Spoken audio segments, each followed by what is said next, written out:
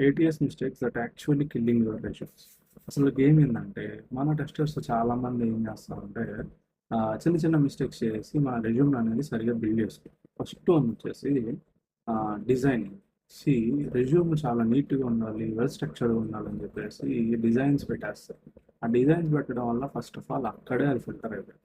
రెండోది వచ్చేసి keyword stuffing. వద్దన్నా కూడా దాంట్లో ఎన్ని కీవర్డ్స్ యాడ్ చేస్తారంటే అన్ని కీవర్డ్స్ యాడ్ చేస్తారు.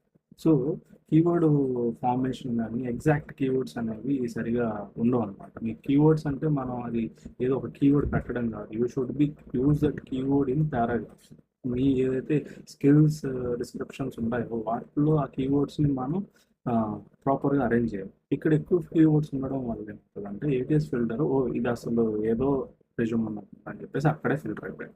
సో ఫిల్టర్ అయిపోతే ఇంటర్వ్యూస్ దాకా రెజ్యూమ్స్ అనేవి వెళ్ళవు. అప్పుడు కాల్స్ ఎలా వస్తుంది? You need to fix your resume first. So నేను కంప్లీట్ లిస్ట్ అయితే బ్రేక్ డౌన్ చేశాను. ఇది కావాలి అనుకుంటే జస్ట్ కమెంట్ ఏటీఎస్ మిస్టేక్స్, నేను డైరెక్ట్గా డిఎం చేస్తాను.